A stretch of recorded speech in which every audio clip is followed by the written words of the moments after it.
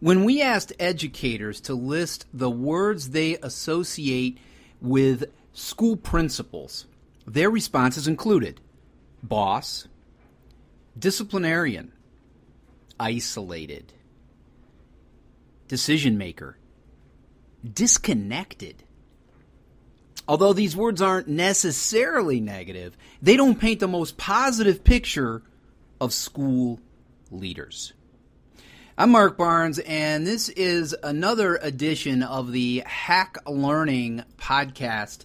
And today we are hacking leadership again, but more important, we're talking about leadership versus lead learners.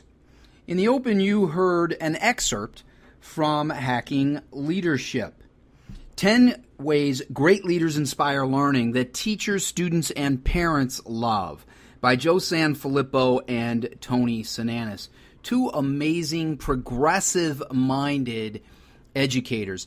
And what Sinanis and Sanfelippo say in Hacking Leadership, one of the many amazing things they say about hacking leadership to make us better leaders, is that maybe we need to get away from being principals or supervisors or superintendents. And their suggestion or their hack is to be lead learners. In fact, they say one of the most important things we can do as a lead learner is to be present and engaged. And today I want to share with you 5 simple strategies you can use. In fact, you can start tomorrow, according to Sinanis and Sanfelippo, to become more engaged, to be present, and really to become lead learners. And you will see on the cover of Hacking Leadership, which you can see over at hacklearningpodcast.com. You check out our list of episodes there, and you can see a picture of the book. And we love this at Hack Learning. The cover has a school of fish, and all of the workers or the staff are in orange, and then there's a leader in blue. But what we love is that leader is in the middle, because Tony Sinanis and Joe Sanfelippo really talk about leading from the middle. Let's be present.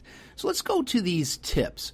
Here are things you can do tomorrow to get away from the traditional leadership and to go to the idea of being a leader from the middle and of being a lead learner, in fact, because we're all still learning. So here they are. You could do this tomorrow.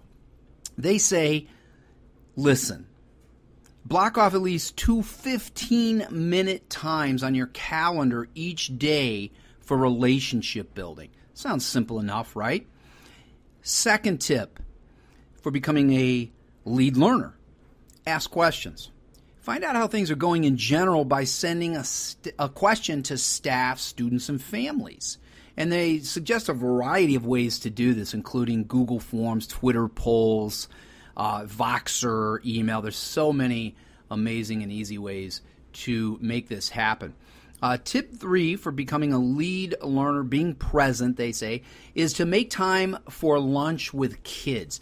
If we're lead learners and not just traditional leaders, and we're leading from the middle and we're in a school, well, we still have to communicate with kids. We have to be part of this family.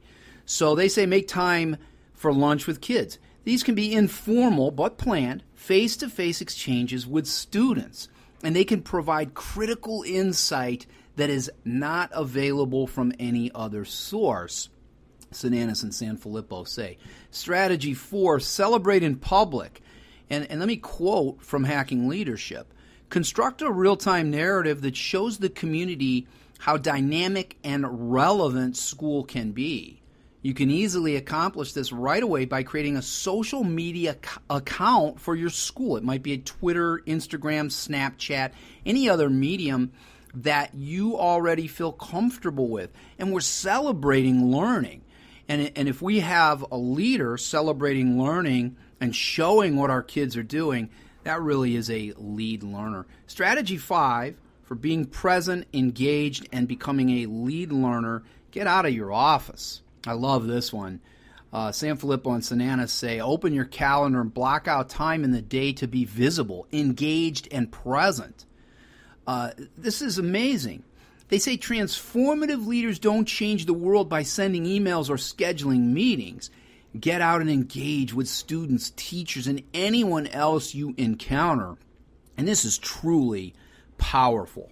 Now, in Hacking Leadership, as with all hack learning books, the authors also provide a blueprint for full implementation, a way we can build out the what you can do tomorrow ideas for capacity, something that you can use for today, tomorrow, and into the future.